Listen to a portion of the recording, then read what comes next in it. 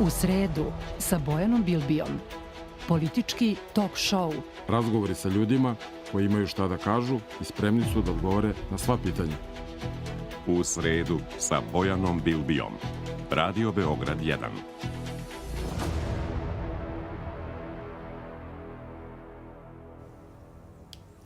Dobar dan. Dobrodošli u sredu sa Bojanom Bilbijom. Vaš i moj gost, Miloš Vučević, predsjednik Srpske napredne stranke i savjetnik predsjednika Srbije za regionalne pitanja. Dobar dan i vama. Dobar dan vama i hvala na pozivu. Pa, vi osim što ste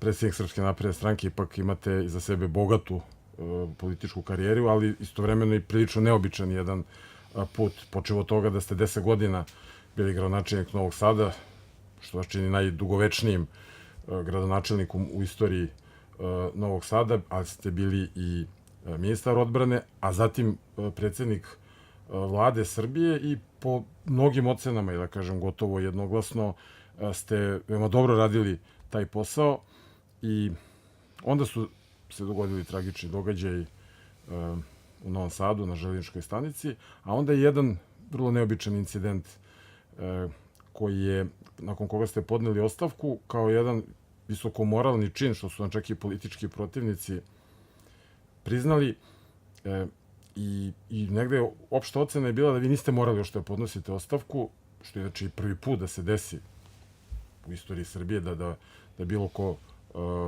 podnese ostavku na mesto premijera zbog nekakvog uličnog incidenta koji nema nikakve apsolutno veze sa vama. I sada, godinu i po dana kasnije, nakon svega toga, evo da se vratimo malo unazad, da se prisjetimo tih događaja i ako možete da nam sad iz ove vizure današnje, da nas podsjetite šta se to tada dogodilo u Novom Sadu i šta se uopšte događalo tih dana kada ste vi odlučili da podnesete ostavku kao prvi čovek, ja mislim, na srpskoj političkoj sceni koji je to ikada uradio. Da, pre svega što vam hvala na pozivu, čast mi je da sam posle dužeg vremena na Radio Beogradu i da možemo da razgovaramo o svim temama otvoreno, posebno vas cenim i vaš profesionalni novinarski rad. Da sad ne opterećujem mnogo ljude sa svim tim stvarima što se dogodile pre gotovo godinu i po dana, ali kratka jedna retrospektiva. Sve je to išlo u dobrom pravcu od izbora vlade 1. maja 24. Dobri događaj, dobri planovi, jedna dobra energija i onda dolazi do tog sloma, kraha sa padom nastrešnice. Kad kažem kraha, ne mislim na krah vlade, nego mislim na ambijent, pozitivnu atmosferu u Srbiji. Prosto ta užasna tragedija na železničku stanicu u Novom Sadu je onako zatamnela i zatvorila sve ono što smo do tada videli ili očekivali. Ostavka je došla, ako se ne varam, 28. januara 25. Pre toga su se desila dva događaja. Mislim, čitava atmosfera se od 1. novembra pravila da nešto mora veliko politički da se desi. I ja sam to osetio i od prvog trenutka i ne krijem. Ja sam 1. novembra, kada sam stigao na železničku stanicu u Novom Sadu, negde oko 14 časova. Mislim da sam oko 14 časova bio na železničkoj stanici. Da, među prvima ste došli. Bio je gradonačelnik, tadašnji gradonačelnik Đurić, Milan Đurić, i bio je Ivica Dačić kao ministar unutrašnjih poslova. I zatekao sam vatrogasce, spasioce, lekare kako izvlače ovu jedinu ženu koja je preživala iz kisača, koja je bila pod užasnim bolovima i to sve video, naravno to se dešava i u gradu gde sam ja rođen i bio gradonačelnik, a i bilo gde da se desi je strašno. Ovo kad vam se još desi da ste vi odrasli prošli 100 puta, to je prosto neverovatno i teško objašnjivo i danas. Ja sam i tog dana predsjedniku Republike ponudio mandat cele vlade. To niko ne zna, ja nisam prvi put čujem, čini mi se. Ja sam i tog trenutka ponudio mandat. Sam rekao, nemam nikakav problem da prihvati vlada objektivnu odgovornost ili ja kao predsjednik vlade, sa mnom je vlada. Ako treba da uradimo nešto što može da vodi ka neću ići smirivanju, ali ka putu koji mora da nas isceli ili izleče od svega i da se stvari vode i desu u dobrom pravcu. Nisam bežao ni tada od odgovornosti, niti sam ostavkom 28. januara pobegao od odgovornosti. Kako neki isto zlonamerno, naravno, tumače. 27. januara 25. Aleksandar Vučić kao predsjednik Republike, Ana Brnabić kao predsjednik Narodne skupštine i ja kao predsjednik vlade, tada držimo konferenciju u Palati Srbije.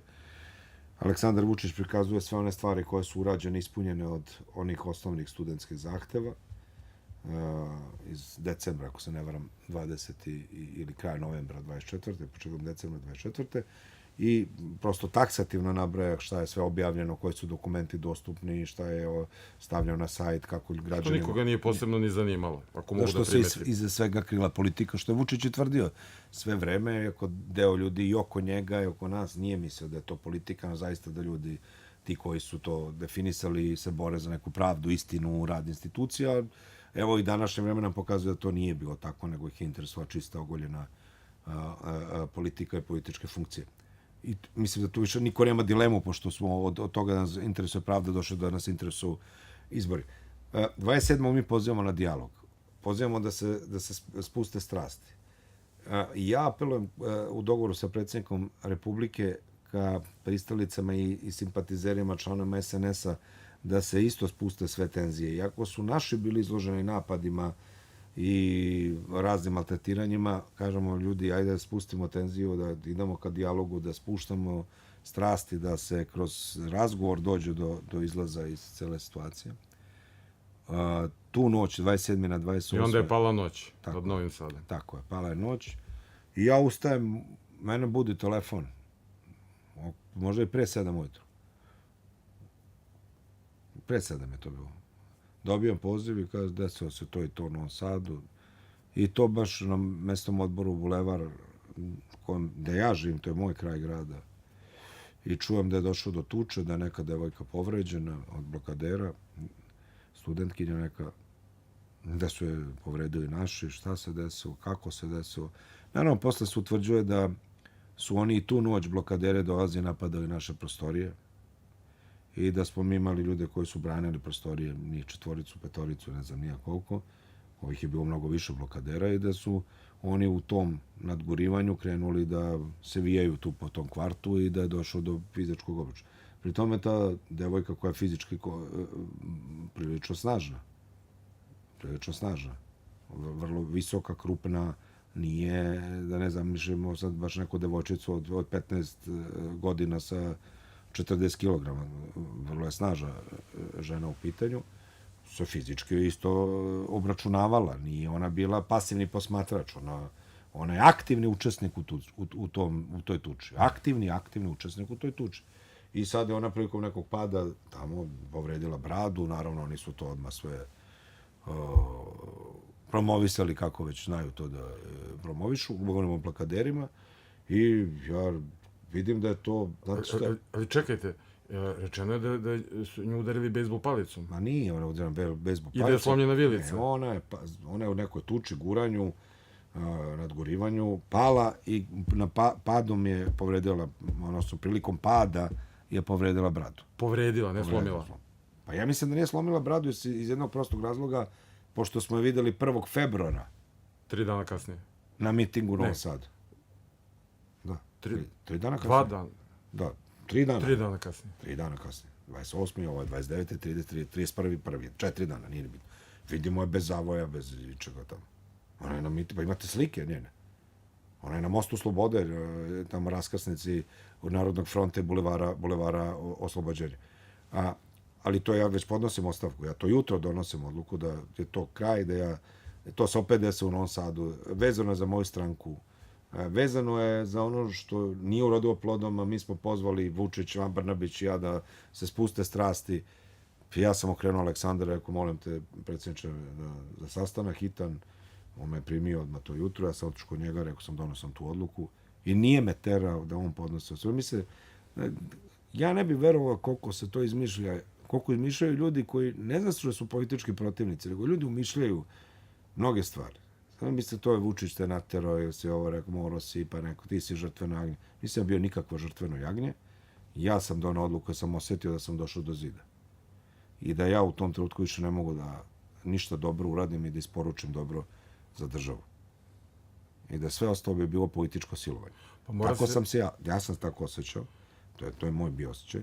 Ja sam otišao kod predsjednika Vučića, razgovarali smo, on je rekao, si siguran? Ja kažem, siguran sam. Ja bi sazvao konferenciju i obavestio javnost o tome. Obavestio sam moju porodicu i meni drage, bliske ljude.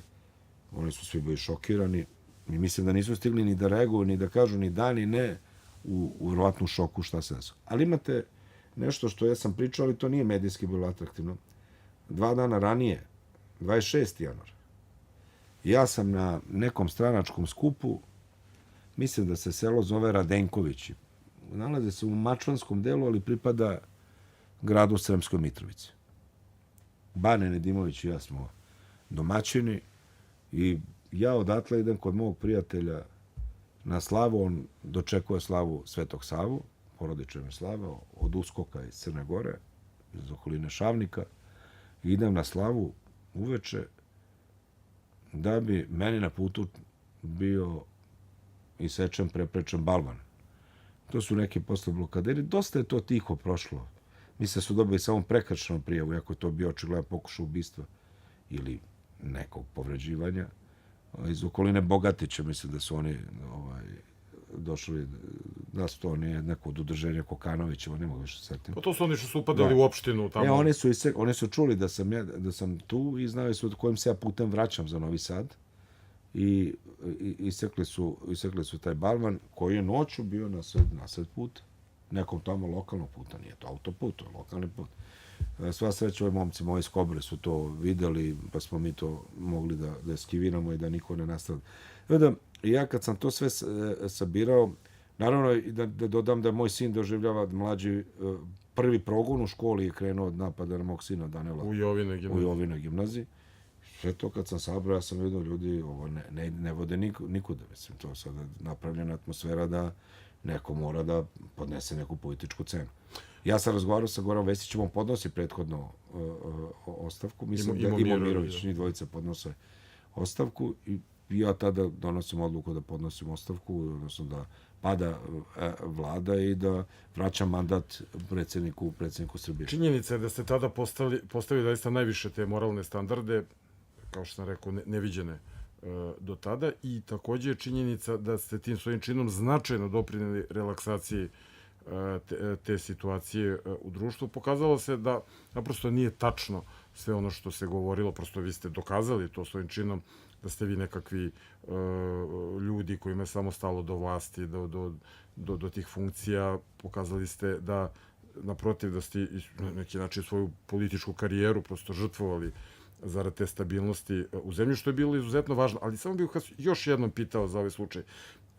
Sad, posle 1,5 dana, taj slučaj sa tom devojkom i sve to što se dogodilo, taj incident, da li da njega drugačijim očima gledate danas nego to jutro? Da li vidite neke čudne stvari u tome? Ne. Pokazali smo da postoji odgovornost i da postoji reč. I da se čovjek vezuje za reč. Nisam siguran da je moja ostavka doprinula, nisam tu saglasan sa vama, da je doprinula smirivanju, jer nakon toga smo imali eskalaciju svega onoga što nam se dešavalo.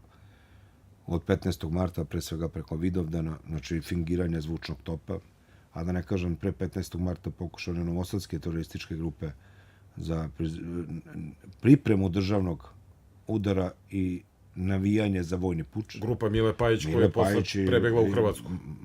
Marije Vasić i sve ove cele grupe. Koji su pokušali i vojni puč. To vam se sve dešava nakon što sam ja podneo ostavku. Mesec i po dana nakon toga. Ali onda imate vidovdansko nasilje 28. juna 25. kad su prvi blokaderi hteli da izvrše nasilje. Znači imali 15. marta napad na Pionirski park ili one traktore, pre da kažem, da su uništavali. A onda imate jul i avgust kada su blokaderi ušli u potpunu anarhiju i hteli da zapale celu državu. Pa onda pucane na Milana Bogdanovića ispred Doma Narodne skupštine, ubadanja čoveka i tako da. Tako da, nisam siguran da je moja ostavka doprinela stabilizaciji, mislim da nije, ali sam siguran da smo pokazali da postoji odgovornost i nevezano što nije dobio stabilizaciju, a meni neki od prijatelja zameraju što sam podneo ostavku, jer nije dovela do toga da su se strasti smirile, ja bi opet to uradio. Znači ne mislite da je bila greška? A da li je sve pravljeno da idemo ka tome? Pa mislim da jeste. Mislim da jeste. Ali izbili ste mnoge adute raznim vašim protivnicima iz ruku. Prosto, mnogi od onih stvari koje su govorile naprosto su pale u vodu. Ali drugo me još jedna stvar zanima. Vas su pokušavali, spomenuli su ovaj slučaj sa Balvanom, ali vas su i u Novom Sadu pokušali da likvidiraju spaljivanjem prostorija stranke gde ste se vi u tom trenutku nalazili, pa pripadnici vašeg obezbeđenja, odnosno Kobri, određenim intervencijama su bukvalno u poslednjem trenutku sprečili ono najgore. Kako to? Dajte nam i tu jedan kontekst. Šta se tu desilo? Da imate jedan kratak pregled razvoja. Prvi napad, 21. mart 2025. u Nišu. Ana Brnabić, ja treba da imamo sastanak sa gradskim odborom Niš, prošireni sastanak. Blokaderi opkoljavaju mesto događaja. To je kad su maltretirali Daleta Pavlovića, Jerkana i sve ove.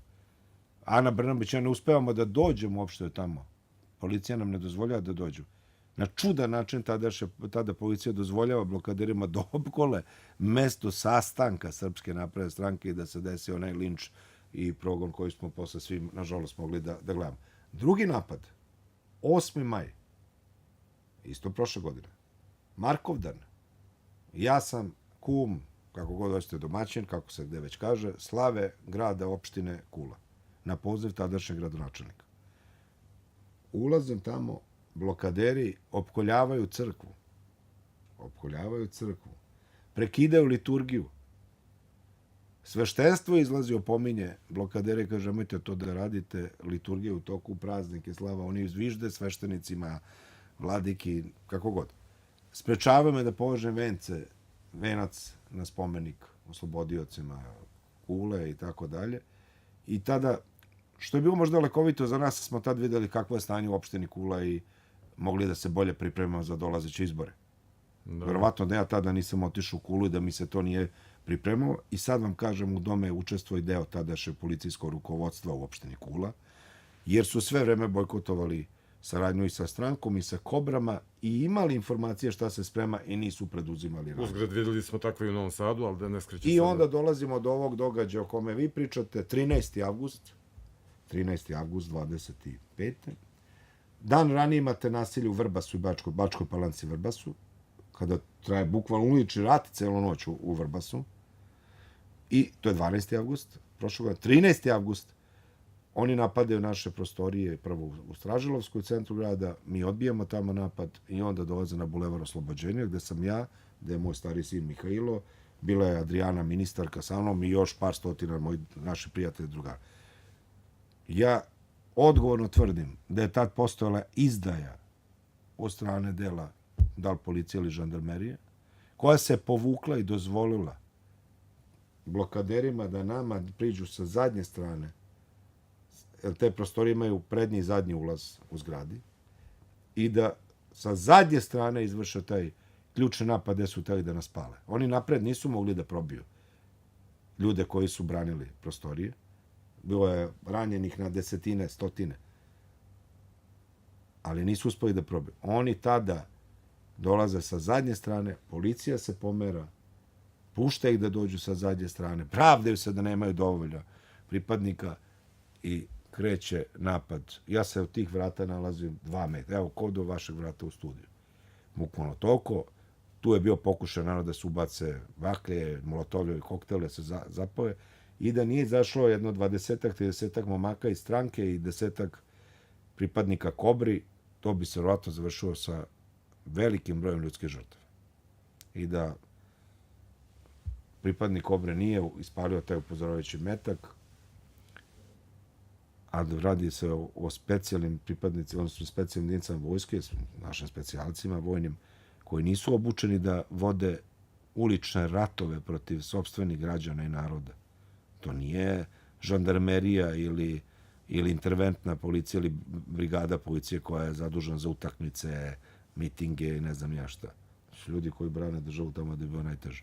I neće da pucaju svoj narod. Nisu obučeni da pucaju u pripadnike sopstvenog naroda. Oni se smeju kako su gađali kobre kamenjem i ciglama i ne znam, štanglama, bakljama.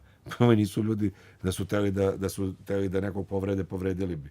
Oni su branili sebe da što manje budu povređeni, ne da naude napadačima. Jer im nije to bio zadatak. Ali sam zahvalan, vjerojatno su bi morali, ja sam zahvalan što sam mogao da ostanem do kraja sa mojim ljudima tamo, jako mi je bio život ugrožen, jer da su mene evakuisali, ja se bojim kakva bi bila sudbina drugih ljudi. Ali ako I tada, ja da vam kažem, ja sam bio spreman da se ide do kraja, da se branimo, policija tada dobije naredbu i vraća se i odbacuju naravno ove blokadere, teroriste i kako mislite dobija naredbu, a zar pre toga nisu imali naredbu? Evo, ne znam, pitajte nekoga. Ali Pitajte nekoga koji su tada bili u rukovodstvu u Novom Sadu, pitajte šta se dešava. Ali ja sad slušajući sve ovo što vi govorite, prosto imam taj jedan utisak da ste vi bili progonjeni lično kao zver, da su vas jurili i da vas likvidiraju mesecima. Pa ne mogu da kažem sam samo ja. I politički, što im je u tom trenutku uspelo, ali i fizički. Ali ja bih izvukao zaključak, ja znam da vi sigurno nećete to na taj način hteti da potvrdite, ali ja bih izvukao zaključak, meni se nameće zaključak, da svojom, vi pre svega ste pravnik koji potiče iz jedne stare, ugledne novosadske porodice, ali pre svega iz jedne srpske porodice, tradicionalne, da prosto ta vaša pojava, ta vaša takvi kakvi jeste, vaša jedna konzervativna orijentacija, jedna briga za Srbiju, državotvornost vaša, da mnogima smeta, jer mi vidimo taj porast, nagli porast separatizma, o kojima mnogi i ne žele ni da pričaju, ne žele to ni da pominju. Ja tu vidim vas kao metu, otuda takav progon. Dakle, ima svega možda par ljudi u državnom vrhu koji su na taj način progonjeni protiv vas, naravno predsjednik Vučić, to mi da ne govorimo, ali vidim da sad iz ovoga što slušam ja kad ovako zaključujem, zaista to je jeziv progon i politički, ali boga mi i fizički nad vama. Sigurno da ima i ovoga što vi kažete, ali nemojte zaboraviti da oni znaju da retko ko u Vojvodini može da bude toliko politički blizak, pa ja ću kažem i prijatelj i lojalan predsjedniku Vučiću kao ja. Mada je u javnosti etabliran, uz dužno poštovanje prema svima. Ipak sam ja tu najvidljiviji koji dolaze sa severa i politički najbliže Aleksandru Vučiću. I napad na mene, u stvari napad na Srbiju. I veliki ste protivnik tih separatista, ja o tome govorim. To je naš porodični legat, to je od mog pokojnog oca, do danas mi smo se borili, on se borio još 88. do današnjeg dana. I naravno da to ne može se isključiti, da oni žele da ponište svako ko je naslednik ili čuvar onoga što je napravljeno ili ustanovljeno i na Majskoj skupštini 1848. u Sremskim Karlovcima i za što se zalagao i Svetozar Miletić i Jova Jovanović Zmaj i Laza Kostić i Mihajlo Poli Desančić i Jaša Tomić i mnogi drugi, i znani i neznani. I naravno da neko ko zaista njih podsjeća šta je Novi Sad kao srpska Atina, a pri tome taj isti im je donao Evropsku prestonicu i kulture i mladih. Da, tačno. Jer nisam isključivao to, nego sam napravio da je to vezivno tkivo, odnosno veza, da i podsjeća da je Vojvodina nastala kao srpska ideja radi prisajedinjenja Srbiji, a ne kao autonomija u odnosu na Srbiju. Je za njih smrtni neprijatelj, politički neprijatelj. I zato je svakako napad. Verujte da sam ja rekao da Vučić nije najbolji predsjednik ili da nije veliki državnik ili da sam nešto drugačije izgovorio, ne bi me niko dirao i ne bi mi ni decu niko dirao. Nemoj tu to da imate. Da, vama su i na kuću dolazili. 3 puta. Ja sam prvi kod koga su išli na kuću. Sećate li se te odvratne konstrukcije? Oni su to nazvali točak nesreće. Gde su vrteli kao kod koga će to... Koga će da izvuku iz bubnja, da. Kod koga ide. E sad, zamislite te ljude da dobijate kao političku alternativu i da vam kažu, eto, ti su ljudi u stvari bolji i oni treba da vam vode gradove, opštine, državu, kako koje god već hoćete nivo ili institucije, da svi živite bolje. Zamislite kad neko vrti točak nesreće, a treba da donese sreću građanima. Sve u svemu, ne osjećam se ja kao nikakva žrtva, ja sam ponosan što sam deo tima Aleksandra Vučića i što smo mi prijatelji i sa njime i sa njegovim bratom Andrejem i neko ko poštuje njihovog oca i majku, njihovu porodicu, kao što ja verujem da i oni poštuju moju. I ja sam tvrdi zagovornik te osnovne ideje Vojvodine i Novog Sada kao neotuđivog dela Srbije. Zajedno sa crkvom, zajedno sa Maticom Srpskom, Srpskim narodnim pozorištem, sa svim onim atributima koji su definisali taj prostor kao deo srpskog prostora. Možda smo se malo predugo zadržali na ovoj temi, ali ne mislim, mislim da je nebitna. To važno zato da ljudi razumeju šta se sve dešavalo. Kao što ljudima u Ravanici smo za Vidovdan pričali oko toga sa patrijarhovim predsjednikom Vučićem. Zašto je napad na gimnaziju Jovan Jovanović Zmaj? Ma nije to pitanje direktora, profesora, nastavnika. Zato što je gimnazija Jovan Jovanović Zmaj simbol srpstva u Novom Sadu. Na ulazu u zgradu piše da je to Srpska pravoslavna gimnazija. Da je baron Miloš Bajić poklonio srpskom narodu. Ona čini jedinstven kompleks sa Vladičanskim dvorom i sabornim hramom. Zato je napad. Zato je bio napad i na 2 veka Matice Srpske. Zato je bio napad na 2 veka Matice Srpske u Srpskom narodnom pozorištu. Zato su oni hteli da linčuju patrijarha, pa čak i mitropolita Jonikija, koji je negde intimno podržao blokadere. Jer oni ostrašćeni u mržnji prema svemu što je pravoslavno. Nego ga nisu prepoznali. Pa ne mogu prepoznaju kada ne prate uopšte taj svet, a čim vide nekoga koji podsjeća na patrijarha ili mitropolita, vladiku, sveštenika, za njih je to neprijatelj. Ja sam... Te stvari se ne dešavaju slučajno. To nisu spontane stvari. To nisu stvari vezane za pad nastrešnice. Oni su iskoristili pad nastrešnice kao moment da izađu opet na svetlo dana.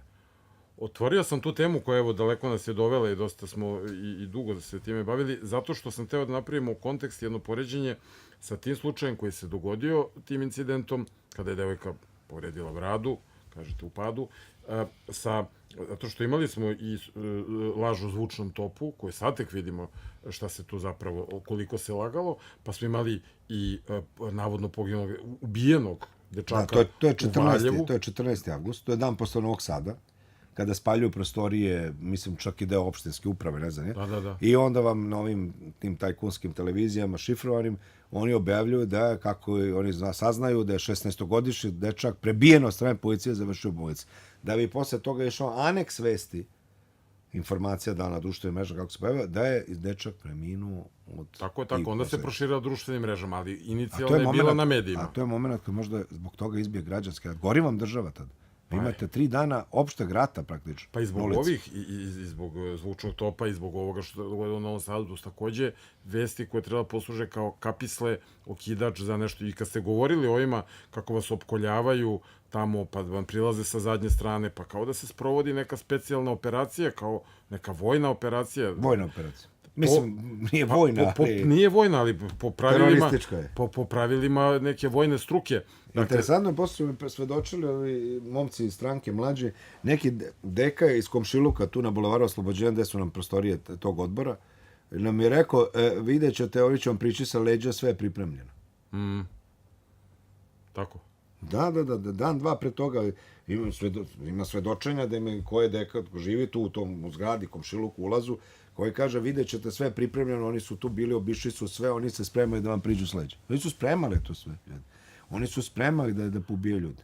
I onda imali smo zvučni top, imali smo Vrbas, imali smo Novi Sad, imali smo Valjevo. Onda naput vratno je neko video to otišao predaleko od ovih upravljača obojnom revolucijom, pa je to zaustavio. Vidite, posle 15.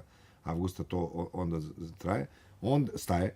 Onda imate izmišljenu priču da je pribijena studentkinja poljoprivrednog fakulteta u Zemunu, to je na jes septembar. Tako je. Da je otet od policije, odvedena u policijsku stanicu ili ne već u policiju. Sve lažne prebijena, da je žena izašla, devojka izašla pa demantovala. I onda idemo ka 1. novembru, godišnjici pada Nastrešnice, gde se opet pumpa atmosfera i stvara opet priča o nekom haosu. Pokušaj Miša Bačulova da iscenira da je otrovan. I to smo i zaboravili. Da ga je neko, državni vrh, znamo ko, nećemo ga pominjati, da ga je otrovao. Jer on valjda mnogo opasan politički protivnik. I to je bila ideja da izađe... A vi strahujete od Miše Bačulova. Čim ujutru ustanete, samo pomislite gde je Miša, da nije negde već negde preuzeo vlast, odnosno da nije povukao mase za sobom. Nemojte taj poceniti isto moment. Zamislite da je... Pocenjujem ja ništa. Pa Miša Bačulov je bio to jutro na železničkoj Novoskoj stanici, sat ili dva. Nastrešnice, da. Sat ili dva ranije. Pa si čudno ponašao da ne ulazim. Da je on teo da iscenira, da ga je otravila vlast u momentu kada ljudi dolaze da odaju poštu poginulima na železničkoj stanici. Prostruji vest da je neki iz opozicije, blokadera, ubijen, otrovan od strane države. Da li pokazalo se, pazite, pokazalo se da on stvarno hteo malo da cugne tog otrova, ali malo. Voli on sebe više nego što niko možda pretpostavi. Sigurno ne bi sebi pa se uplašio kad mu je ovaj rekao da to može bude opasno. Ali je on teo da dovede sebe u tako stanje, deluje da je otrovan, a da naravno preživi. I sad kad se to vidimo, kad vidimo na desetine tih slučaja... I onda nam kažu da ovo nije obojena revolucija. Pa ja se pitam, evo neka i publika zaključi sama o čemu se tu zaista sve radi. Ustali su mladi boraca za pravdu. Dobro, i onda sad, ajde da malo idemo i naprijed. I nedavno imali smo čitav niz ovih vidovdanskih dešavanja i veliki skup u Beogradu, Narodni sabor. Sad smo u ovoj godini, pričamo o 27. O 26. O 27. da. Junu, da. Tako je. Da, veliki skup koji smo imali. Ja sam zaista ponosan na sve ljude koji su bili po izuzetno visoko. Kažu da je bilo 200.000 ljudi. Sad mnogi su skeptični. Da li je bilo 200.000? Preko 200.000? Ispod 200.000. Ovi kažu bilo 32.000, ovi arhiv javnih skupova. 32.000, a 60.000 listića glasova 60.000 ljudi. I bilo ne znam koliko je bilo autobusa. Da kažem. To su principi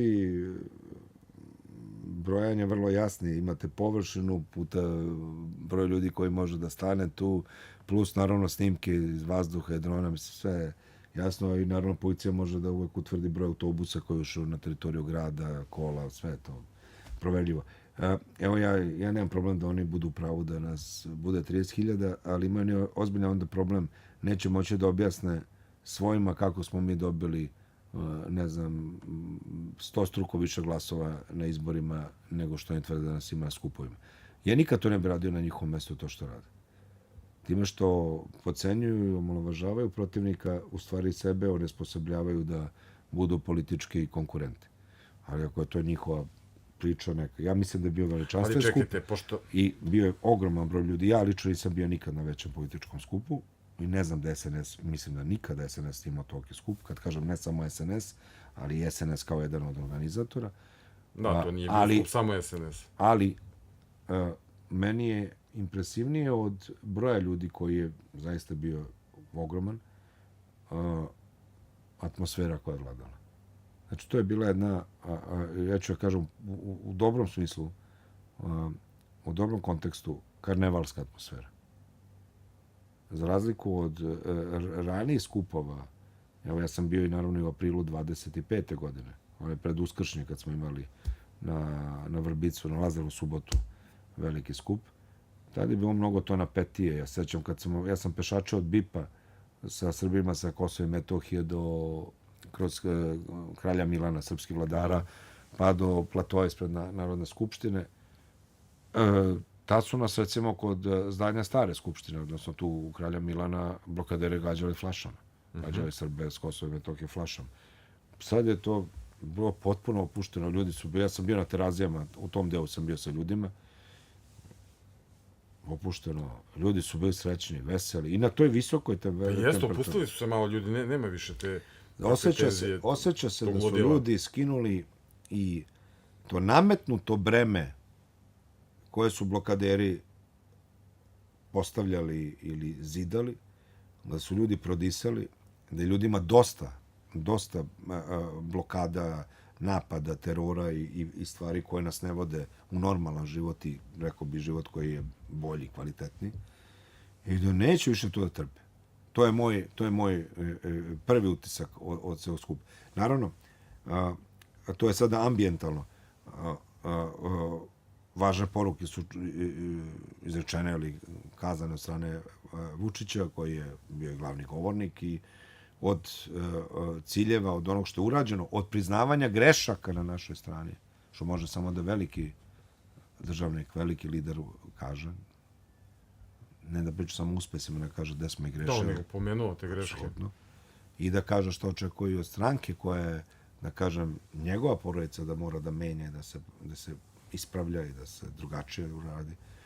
Do toga kako ćemo i nazvati ne samo našu listu za sledeće izbore, govorim Ujedinjena Srbija, nego govorim i pre svega o političkim ciljevima. Što znači Ujedinjena Srbija? Pa to znači da u sve razlike mi živimo na istom prostoru, u istom vremenu. I da razlike ne mogu da nas vode u međusobno istrebljivanje i potiranje, nego u neku pozitivnu konkurentnost. Ne treba svi isto da mislimo. Ujedinjena Srbija nije jednoumlje. Ujedinjena Srbija nije jednopartijski sistem. Ujedinjena Srbija je poruka da Srbija kao kuća, porodica, iznad svih političkih aktera i svih političkih stranaka, opcija, da zastava, grb i himna obavezuju, da razlike ne smeju da vode ka uništavanju, proterivanju ili zabranjivanju onog drugog. Da mi, bez obzira na sve razlike koje su i jasne i očigledne, moramo razumeti da živimo zajedno. I da ne moramo da navijamo za isti klub ili da glasamo za istu stranku ili za istu politiku ili da volimo istu boju ili slušamo istu muziku. Ali da valjda ne smemo da uništavamo Srbiju, valjda je to ono osnovno. Ne možemo da spalite kuću zato što vam prokišnjava krov. Mislimo da zamenite crep, je li tako? Ili ako prozor ne diktuje dobro, zamenite stolariju. Ne srušite kuću. Ne srušite kuću. To je jedan pakleni plan koji su ovi spremali, po meni 10 godina se to već sprema, možda i više. Šta? Pa sve ovo što nam se desilo od 1. novembra. 1. novembar je bio samo okidač, pogonsko gorivo za raketu koja je pripremana da se ispali. Sve to je odavno i smišljeno i napisano, od dehumanizacije, relativizacije, kriminalizacije, pre svega Aleksandra Vučića, njegove porodice, ali i svih ljudi koji se drznu da budu uz takvu politiku. Ne da kažem samo uz Aleksandra Vučića, on je personifikacija te suverenističke politike. To nisu ljudi, on nije čovek, otac mu nije otac, majka mu je takva kako je oni opisuju, ne daj Bože. Brat mu je najgori, stariji sin mu je još gori, ćerka mu je latifundista, mlađi sin u stvari ne postoji. Evo sad su konačno priznali da je On je ona afera, nepomenik. da je afera Sarajevo Safari bila od početka laž, ali to su sad priznali. Nakon što su mesecima to gurali, da je, molim vas, pucao iz snajpera u decu bošnjačkih majki, u naručju bošnjačkih A ja majki. se pitam za sve građane, evo, Pa pre svega da izazovu revolt nekakav Bošnjaka u Srbiji. sve ove koji će, evo, razgovarati o ovom našem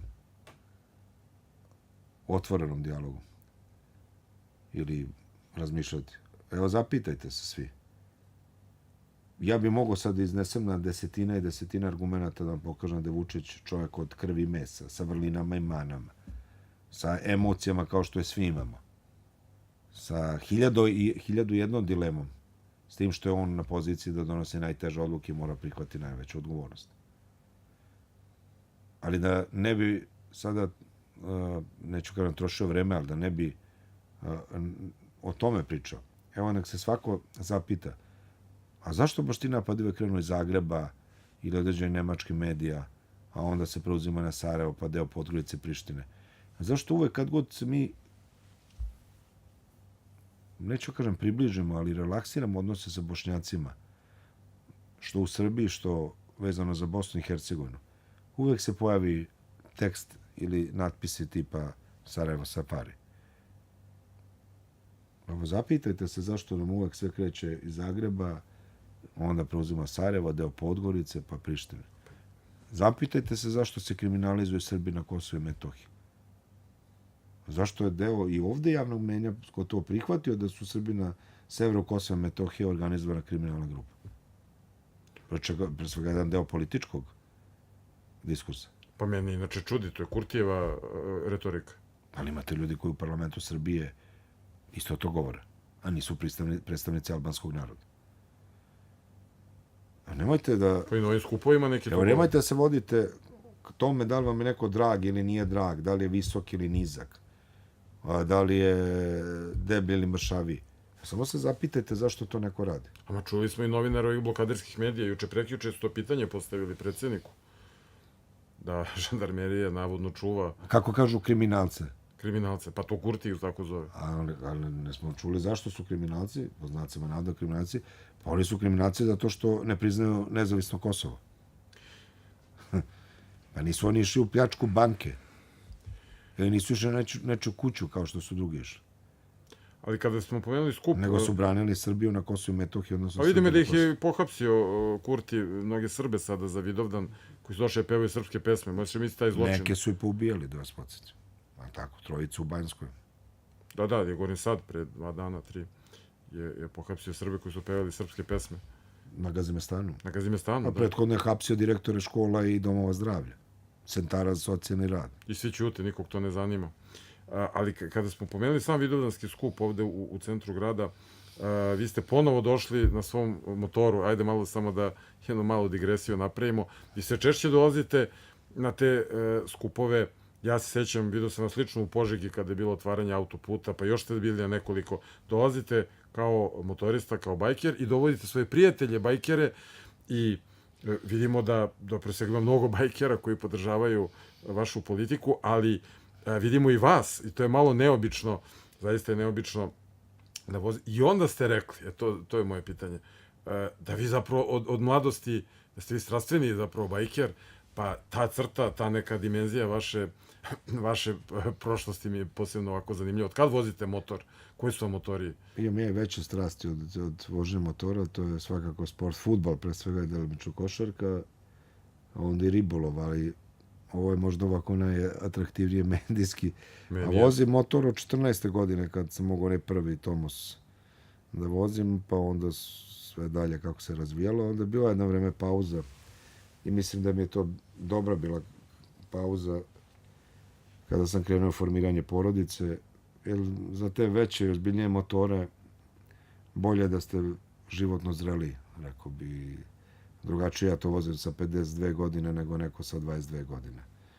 Više razmišljam i manje me adrenalin verovatno radi, a više uživam u slobodi. Jer verovatno ta vožnja motocikla je najbliža nekom jahanju konja kroz neke predele i dobijate osjećaj slobode. U vremenima kada gubimo slobodu na mnogim mestima, od mobilnog telefona, savremenih aplikacija, veštačke inteligencije, načina života, mnogih medija, odsutnosti jedni od drugih, nepažnje, nekoncentracije, onda je to jedan za mene vid i rehabilitacija, ako hoćete, i mentalne, i fizičke. Ali koje ste motore vozili do sada? Vozio sam razne. Okrenuo sam od Tomosa automatika, pa dalje preko ovih sa brzinama, a onda sam došao do sada ozbiljnih malo motora. Da ne reklamiram proizvođače. Zanimljivo je. Mislim da je zanimljivo da znamo šta vozite. Vozim jednog... Imam priliku da nemam sada u vlasništvu, ali mi prijatelj koji ima više motora ustupi jednog nemačkog proizvođača, odnosno motocikla. Da, znamo svi, ali pa to... Iz Bavarske. Da, to su moćne mašine. Moćne mašine, a kad jednog dana, ako budem mogu sebi, možda bi nešto iz Engleske uzeo, vidjet ću. Nešto što je drugačije model. Lepo je... Ali gde ste išli ovako neka dalje putovanje? Da se državamo previše dugo na temi, ali mislim da jeste zanimljivo. Najdalje smo išli, ja nemam prosto vremena zbog ovog posla kojim se bavim da idem da sebi priuštim rute od 6-7 dana, što bi bilo neophodno za ozbiljnije vožnje. Tako da se najviše idem na jedan ili eventualno jednu noć pa povratak. Lep sam imao jedan turnus, odnosno rutu prema istočnoj Srbiji do Golupca, Tumana, ali prethodno kroz Banat, Bačku Banat, pa onda prešli na Smederevsku stranu, Podunavsku, pa onda Braničevsku, tako da to mi je bilo jedno od lepših vožnja. Sad sam išao do Kruševca posle. Ja sam iz Beograda išao za Kruševac motorom. Da. Ja sam posle skupa 27. išao za Rasinu, za Kruševac. Ja sam bio zaslanik predsjednika Republike na Vidovdanu, na polaganju venca na spomenik kosovskim junacima u centru Kruševca, zajedno s ministrom Gašićem. Ko Vladimir Putin, i on vozi tamo neki motor na Krimi išao. Daleko sam ja od Vladimira Putina, ali... Mislim da bolje vozi od vas. Ali mi je prijelo... Da je bolji vozač. I onda sam sutra, nesumnjivo, da je u svemu bolji. I to kažem ozbiljno, naravno.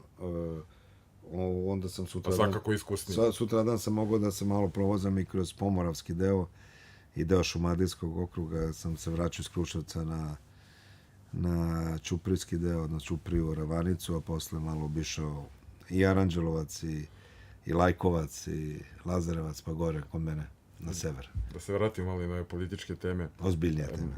Da, mislim da je ovo vjerojatno i najozbiljnija tema, to su ove najavljene mere koje je predsjednik Vučić najavio, dakle za podršku pre svega penzionerima, socijalno ugroženim, ali našim borcima, tim našim često zaboravljenim borcima koji su bili tu kad je najteže bilo za našu zemlju, a pogotovo posle rata, posle bombardovanja, nekako su potpuno tih prvih 10-15 godina kao da ne postoje, kao da se stidimo tih naših boraca. Evo sada predsjednik Vučić je posebno na njih stavio akcenat da se odužimo tim ljudima koliko god možemo. Ne samo bojna smo zaboravljali, nego podsjeti, mi smo izručivali neki smo ih hapsili, u Haškom tribunali, hapsili, proganjali, procesuirali iste te borce. Mnogi su završili na prosjačkom štapu od tih boraca naših. Nažalost, da. Mnogi nisu ni dočekali da Srbija opet stane na sopstvene noge. A neki od tih boraca, ako mogu primetim, su toliko razočarani u svoju državu da su čak i stali neki na stranu ovih blokadera, valjda ne veruju državi više uopšte koliko su ostali. Vrlo mali broj pravih boraca. Vrlo mali broj pravih boraca. Mnogo je tu ljudi koji obuku uniformu i predstavljaju borce nisu služili vojni rok. Ili nisu učestvovali svakako u borbenim ratnim događanjima. Ovo je veliki, snažan paket ekonomsko-socijalnih mera koje je predsjednik Republike u Poljanka predstavio. Ne pričam samo o novcu, a i iznos novca je impozantan. Pričam i o broju korisnika, da će između 3 do 3,5 miliona ljudi, kada se sad sve to tačno utvrdi, broj korisnika svih tih pozicija, primiti različite vidove podrške. Neki i po 2 osnova. Znači, ne isključuje, ne znam, neko će dobiti ovo jednokratnu isplatu vezano za penziju, ali će osjetiti i značajno smanjenje cena lekova za one koji imaju redovnu terapiju.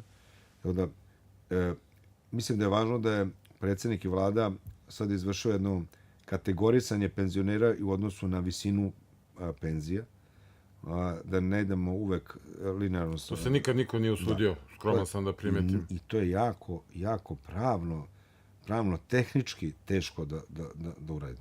I tu kad kao političar krenete, 101 vam administrativac dođe, vam kaže, to ne može da se uradi. Ovo što je Vučić uradio, vam kažem, to je mnogo teško. Ne samo politički, nego i pravno je teško uraditi. A naravno, i ekonomski da imate taj novac, da vi možete sad da spremite, ne znam, 600 miliona evra za podršku penzionerima. I više od toga. Govorim samo o penzionerima.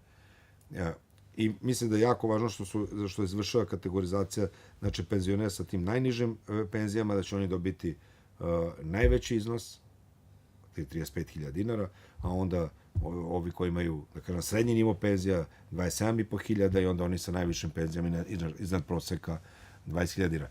Ali velika je stvar što će i primaoci socijalne pomoći, znači dečjih dodataka, socijalne pomoći, borci, primaoci boračkih dodataka isto dobiti novčanu podršku i naravno i ovi vaučeri koji omogućavaju ljudima i da otputuju negde i da uživaju u lepotama Srbije, ali s druge strane i postiču turizam u Srbiji.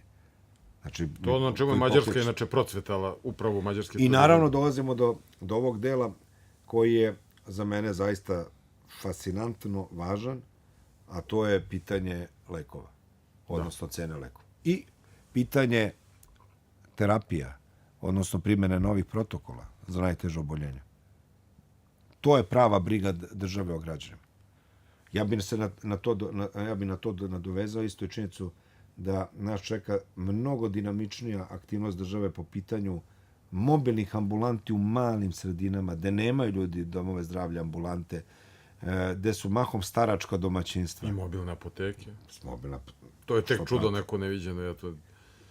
ta priča mora da se nastavi. To je nešto što građani očekuju. Takve građani očekuju promene. Ne promene u blokadama, recesijama, tučama, nasilju, otimanjem, svađanjem, nego promene da lekari dođu i do mesta da nikad nisu mogli da dođu do sada. Da lekovi budu dostupni, da penzioneri žive bolje, su to zaslužuju svojim radom, kroz svoj radni vek. I sad ja ne bi bio ja kad vas ne bi pitao, a što baš pred izbore donosite te mere? Pa prvo izbore nisu raspisane, tako da ne mogu kažem da su pred izbore, ali ajde da kažemo da nam izbori slede. A da ih nismo doneli, bi rekli što ih niste doneli. Dakle, donesemo posle izbora... One kažu to, vi potkupljujete građane... Nikad nemojte podcenjivati građane. Svi ti koji pričaju da se građani potkupljuju, kupuju, da su građani kao neka roba, vređaju narod i užasno ga podcenjuje. Ali to slušamo već više od 10 godina. Ja mislim da Srbin i svaki građan Srbije čak negativno reaguje kad bi mu neko ponudio da ga potkupljuje. Čekajte, vi s jedne strane potkupljujete, kažu oni građane, a s druge strane vi primoravate građane da dolaze na vaše skupove. Šta od toga radite ili kako vi to? Kupujemo glasove, primoravate građane, oni su u stvari ucenjeni. mi nismo ni pobedili nikad. Vučić nije ni dobio 2.300.000 glasova. Gotovo 2.300.000 glasova na predsjedničkim izborima 22. Nego to smo mi fingirali, mrtvi glasaju,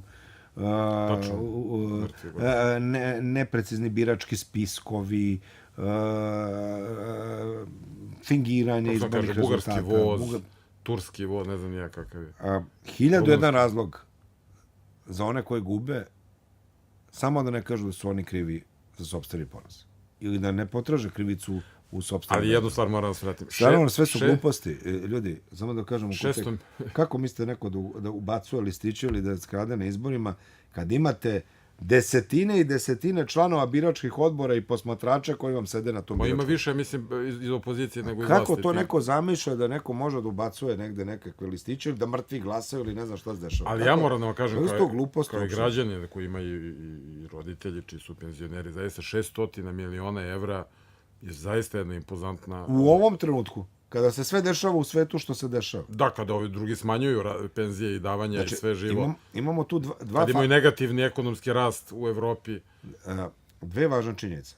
Jedna da država razume svoju ekonomsku i socijalnu odgovornost prema građanima. Tako? I da građani moraju da osete napredak države i u sopstvenim novčanicima, ne samo u nekim pričama i infrastrukturnim projektima, nego i direktno dosad, da kažem, najdirektnije. Po dva, država je očigledno dobro poslovala i vladala se domaćinski kad je u stanju to da obezbedi. A da se ne zadužuje, da ne ugrožava, ne odustaje od kapitalnih investicija. To su dva ključna faktora kada pričamo o ovim merama. Po meni. Svako može da gleda iz svog ugla. Ja mislim da je važan paket i ovo je, Aleksandar je rekao da je ovo 11. put da država, od kada je on, da kažem, najodgovorniji za državu, 11. put da država izlazi sa paketom podrške određenih grupa. 10. da izlazi sa takvim paketom podrške građana. Znači, nije po prvi put. Nismo imali 10 izbornih ciklusa do sada, čini mi se. Pa imali smo i koronu, i ratove, i razne druge probleme. Uvek smo se starali da građani što manje osete te Ali poteškoće. ne sjećam se stvarno se ne sjećam da su pre vas da je neko tako, da kažem, kupovao glasove sa 600 miliona evra davanja ljudima. Jesu, kupovali su. Ne sjećam se stvarno. Kad su Tadić i Dinkić objavili da će građani 1000 evra. akcije one. A i šta bi sa 1000 evra? Ali to je bilo avansno. Avansno. Noć pred izbore. Je tako? Ali nisu stigle te akcije nikad, nažalost. Kakva je to? 1000 To je 2008. bilo, mi se, ako se ne varam. 2008. Kakva je to? I tad su dobili izbore. Evo sad nek se svi prisete, gde su im tih 1000 evra. Pa ja nisam dobio, ne znam. A ovo možda što je neko i Vučić dobio. rekao, ovo će da dobiju i penzioneri, i primaci socijalne pomoći, i borci, svi će da dobiju, i primaci dečjeg dodatka, svi će da Da, po dobiju. toj logici onda valjda ne smete građani šta dajete. Ostavite građane bez ičega. A ne, to nas vodi kao ne pričaju, pa nije država nije Vučić napravio puteve, to smo mi platili, jer smo platili porez. To su naše pare. Pa jesu naše pare. Naše pare su stalno. Nego gde su te naše pare bile do 2012. Pa zna se gde Pa su. što nam tad nisu napravili autoputeve i tad su to bile naše pare. Imam I još tad smo jedno- plaćali poreze. Ja imam još jedno važno pitanje za vas i mislim da ste vi pravi čovjek za to pitanje. Predsjednik je rekao da su sada pred stranačkim organima, pretpostavljam da misli siguran sam misli na SNS, neke važne odluke koje se tiču i izbora i budućih, dakle, tih političkih koraka. Šta sad treba uskoro da donesete? Kakve odluke su sad pred vama političke prirode koje stranka treba da donese? Ono što je pred nama jeste naravno priprema organizacije, ali i ljudi koji simpatišu ovu politiku, komunikacije sa njima za predstojeće izbore, definisano ime liste, ostaje na nama da razgovaramo da li će to biti jedna koalicijna lista ili će biti to neki uži, da kažem, politički koncept. Ono što ja mogu da vam kažem sada kao predsjednik SNS-a, mi očekujemo da Aleksandar Vučić bude sa nama na listi.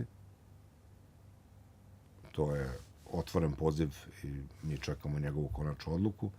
Mi bi želeli da on bude nosilac liste, da bude prvi na listi, da idemo zajedno i u ove izbore. Ali prethodno mora podnese ostavku.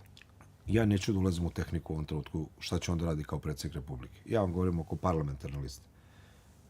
Mi ćemo dalje utvrđivati kandidate iz opština, gradova, regiona, okruga i eventualno koalicija, ako idemo u koaliciju, i ljudi koji nisu članovi nijedne stranke, a žele da budu deo te političke opcije, ali mi očekujemo da Aleksandar Vučić bude sa nama na listi, nosilac liste, i mi ga vidimo ako naša lista pobedi na izborima, ako to bude odluka građana Srbije, da je on naš kandidat za predsjednika vlade. Na njemu je da to prihvati ili ne prihvati, da vidi da li ima želje, volju, snagu. Ja verujem da ima.